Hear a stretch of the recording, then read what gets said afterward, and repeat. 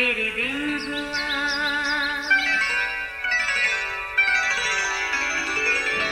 नया फिर दिन हुआ, पुरानी रात का करे सो शुक्र हम खुदा की जात का, खुदा की जात का नया फिर दिन हुआ।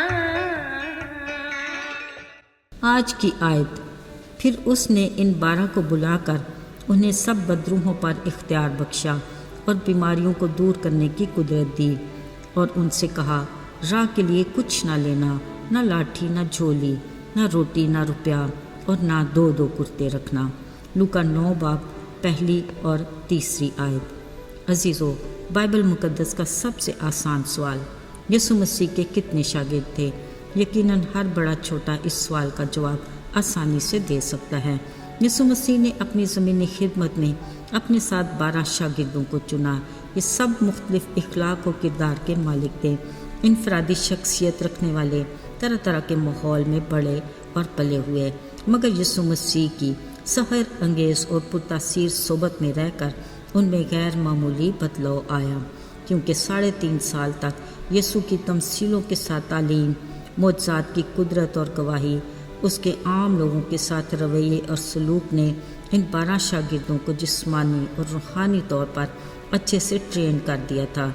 जब ये थ्योरी में अच्छा खासा सीख चुके, अब यीशु उन्हें प्रैक्टिकल में भी मजबूत बनाना चाहता था। एक दिन उन्होंने एक बड़े मिशन पर उनको भेजने का इरादा किया।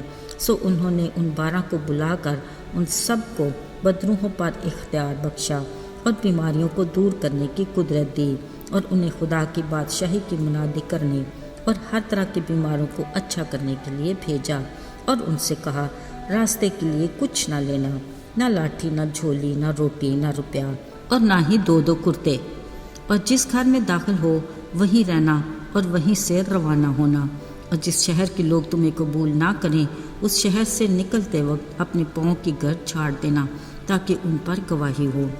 माहिर उस्ताद की बड़े मिशन पर रवाना होने से पहले ये ख़ास हदायत थीं जो उन्होंने अपने शागिर्दों को दी। पस वो रवाना होकर गांव-गांव खुशखबरी सुनाते और अपने दिए इख्तियार के मुताबिक हर जगह शिफा देते फिरे। अज़ीज़ों, बिलाशुबा किसी भी मिशन पर रवाना होने से पहले एक प्लानिंग की जाती है कि रिहाइश कहाँ होगी, खाने पीने का क्या इंतज़ाम होगा, बाकी ज़रूरियात कैसे पूरी होंगी वगैरह। ऐसा ही है ना? याद रहे, जब खुदा अपने लोगों को अपनी खिदमत के लिए भेजता है तो उनके लिए वो खुद प्लान करता है और आगे चलकर खुद रास्तों को हमवार बनाता है। पुराने अहदनामे में हमें इसकी एक खूबसूरत मिसाल मिलती है। लिखा है, एलिया नबी के जानशीन एलीशा नबी ने जब अपनी खिदमत का आगाज़ किया, एक दिन वो शुनीम को गया। वहाँ एक दौलतमंद औरत थी, उसने उसे रोटी खाने पर मजबूर किया। फिर तो एलीशा नबी जब भी कभी वहाँ से गुजरता रोटी खाने के लिए वहीं चला जाता था।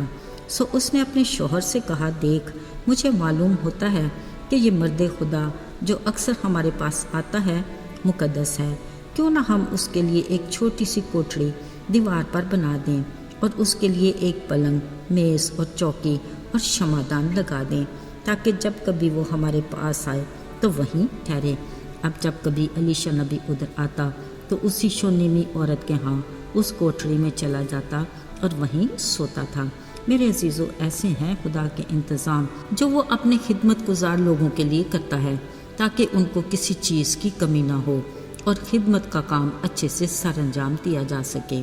याद रहे, खुदा की खिदमत गुजारी के ये सिलसिले इस दौर में भी जारी और सारी हैं, क्योंकि आसमान की बादशाही की मुनादी का काम किसी सूरत भी रुकता नहीं और ना ही रुकना चाहिए।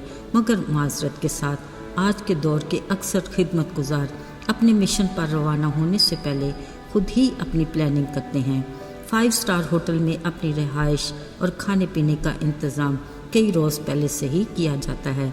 ये कोई ढकी छुपी बात नहीं, ज़ुबाने ज़दे आम है ये किस्से और चश्मे फलक इसकी गवाह है।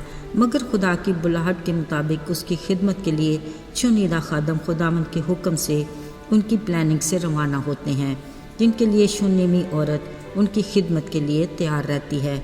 यकीनन ऐसी खिदमत پھلدار ثابت ہوتی ہے، جو اس مقولے پر چلتے ہیں کہ میں گھٹوں اور مسیح بڑھے۔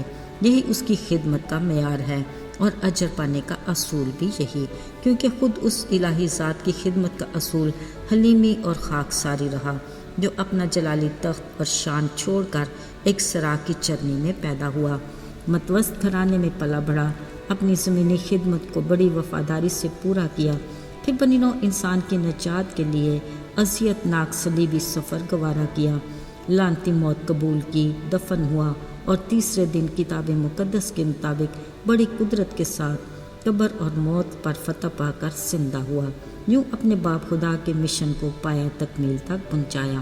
میرے عزیزو، آج ہمیں بھی ہمارے لیے اس کے مشن کو اس کی پلاننگ سے بڑی وفاداری کے ساتھ پورا کرنا ہے۔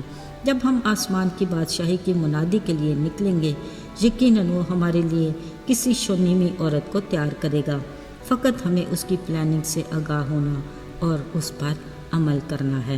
آئیے دعا کریں۔